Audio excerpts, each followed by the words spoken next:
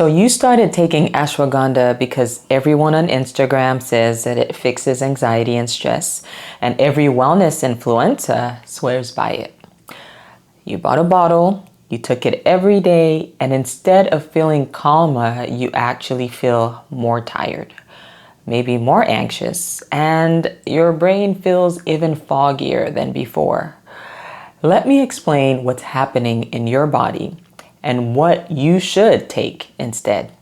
I'm Dr. Bibi, your supplement doctor, and for 15 years, I've been the pharmacist other healthcare providers and their patients call when they need answers about how medication works safely and effectively in the body. And today, we're talking about ashwagandha, because maybe you've tried it for stress relief and instead of feeling calmer, you actually feel worse. You feel more anxious, more tired, and maybe even depressed. And you've wondered, what's wrong with me? Nothing is wrong with you. The supplement may be wrong for your body. And here's what nobody told you. Ashwagandha can suppress thyroid function in some women. So what you have here is the case of wrong adaptogen for a person, which is causing worse symptoms. See, ashwagandha is having a huge moment right now. It's in every influencer's morning routine. It's all over TikTok and Instagram. And for some people, it actually works great. But here's the problem.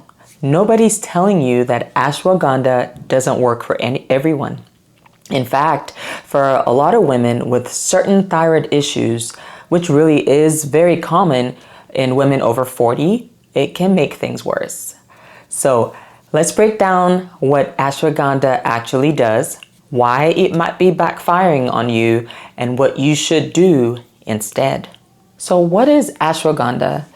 Ashwagandha is an adaptogen. That means it's supposed to help your body adapt to stress. It's been used in Ayurvedic medicine for centuries, and modern research shows that it can lower cortisol, which is your stress hormone. So on paper, that sounds perfect, right? You're stressed, your cortisol is high, take ashwagandha. Problem solved. But here's what you may not know. Ashwagandha works by suppressing certain systems in your body to bring cortisol down, and one of those systems is your thyroid. And I really want you to understand this. So here's a very simple analogy that I like to use. Your thyroid is like the gas pedal in your car. It controls your metabolism, your energy, and how fast everything runs in your body. Now, when your thyroid is working well, you have energy. Your brain is clear, your weight is stable. But if your thyroid is already running slow, which is super common, especially in women over 45 years of age, around perimenopause and menopause, ashwagandha is like pressing the brake pedal while you're trying to accelerate. So you're telling your body to slow down even more, and that's probably why you feel worse. So here are some signs that ashwagandha is actually making you worse. How do you know if it is the problem? Okay, you're more tired, not less tired, right? You started taking it for energy, but now you feel even more exhausted. You're dragging through your day, and maybe you need more caffeine just to function. Number 2, your brain fog got worse. So instead of thinking more clearly, you feel like you're walking through mud. You can't remember words, you're mixing them up, you really can't focus. Number 3, you're gaining weight or you just can't lose that weight. Even though you're eating the right things, you're eating the same things, the scale seems to be creeping up, or you're trying to lose weight and nothing is moving. It's not shifting on the scale. Number 4, you feel cold all the time. So your hands and your feet are constantly freezing. You're wearing sweaters in the summer. This is a classic sign of low thyroid function. Number 5, your hair is thinning. More hair in the shower drain. Your ponytail feels thinner. This could be another thyroid red flag.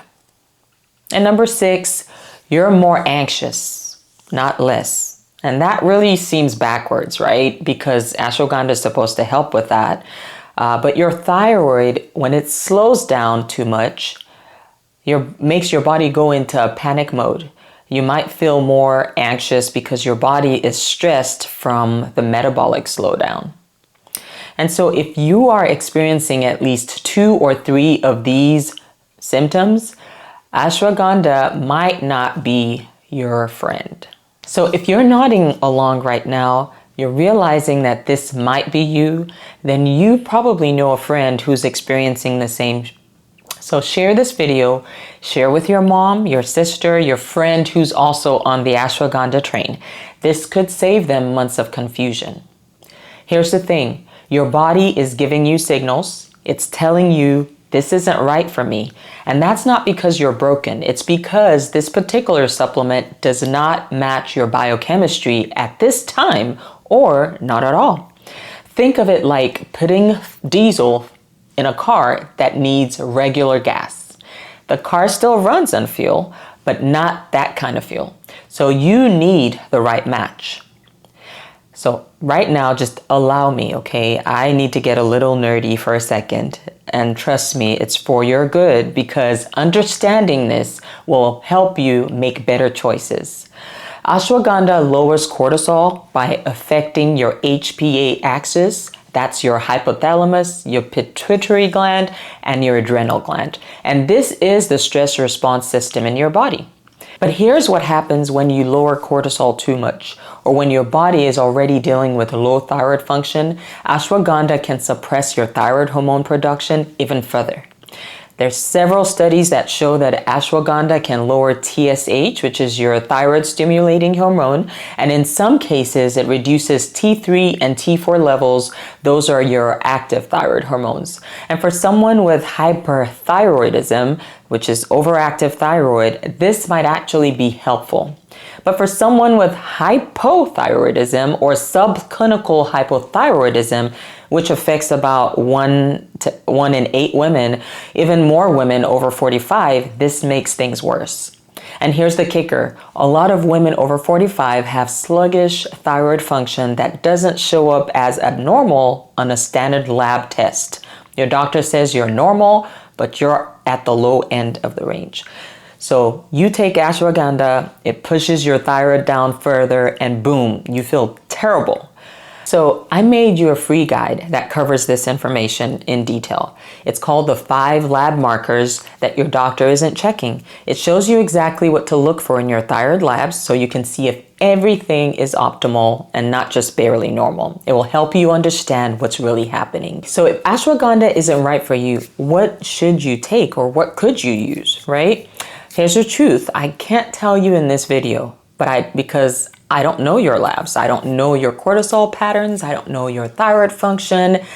I don't know anything about you. And that's the whole problem with wellness advice on Instagram. It's generic. It's one size fits all. And your body is not one size fits all. But here's what I can tell you. Get your thyroid checked. Ask your doctor for a TSH, free T3, free T4, and thyroid antibodies. That's TPO and TG lab.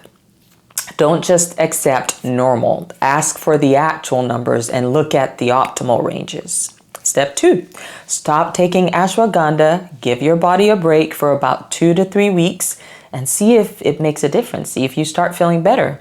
And if you do, that might give you a clue. So step 3, choose the right adaptogen for your body.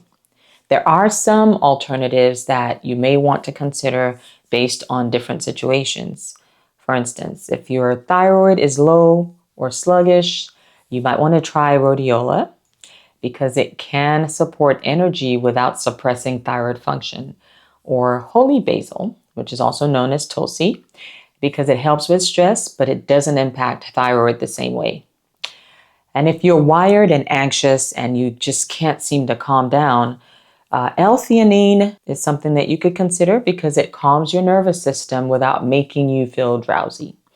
There's also magnesium glycinate. We've talked about that. It can be used at night and it regulates your nervous system. It helps you sleep well. So if you're completely exhausted with low cortisol, ashwagandha might actually help you, but only if your thyroid is healthy. You'd need to check that first, okay? And here really is the better approach. Don't guess, check your labs, your symptoms, your medications, and your stress patterns. Then you choose the adaptogens and the supplements that actually match your body. Not what has worked for someone on Instagram and not what's trending, what actually works for you. This is like getting a prescription from a doctor instead of buying random medicine at the drugstore and hoping that it works. You wouldn't do that with your medication. So why are you doing this with your supplements? Your body deserves better than guesswork. So here's what I want you to understand. This is not just about ashwagandha. This is about the fact that we often think that if something works for someone else, that it should work for you. And if it doesn't work, that there's something wrong with you. But that's not true. Your body is unique. Your biochemistry is unique. Your hormone levels are unique. And your stress patterns are unique. Wellness influencers sell you their morning routine, but they don't know anything about you. And I've had clients come to me with cabinets full of supplements that they bought because everyone said it works. Collagen, berberine, ashwagandha, magnesium from Costco. And none of it worked. And this isn't always because the supplements are bad, but because they weren't the right match for that person's body. So once again, take a look at your labs. Understand what your body is missing. Find out if your gut can really absorb the nutrients properly.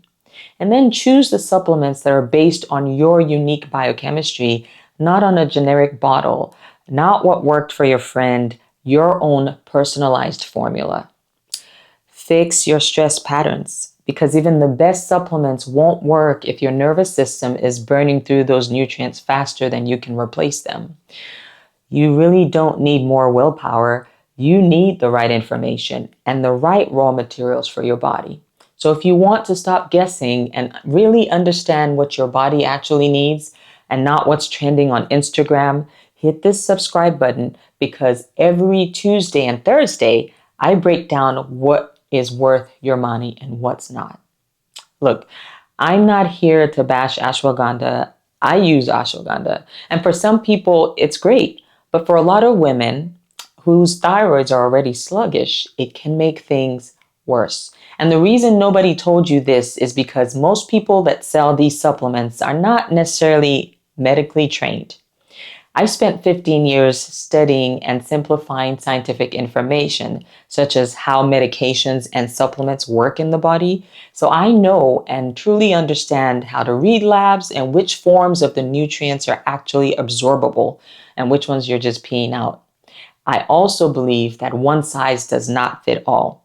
So if you're tired of guessing, wasting money, feeling worse instead of better, please stop copying what everyone else is doing. Start with your own body, your own labs, your own personalized plan. This will empower you to take charge of your health and wellness. If you haven't grabbed that free thyroid lab guide I talked about, it's in the description section. 5 markers that your doctor may not be checking and what to look for so that you can see if your thyroid is actually working well or just getting by.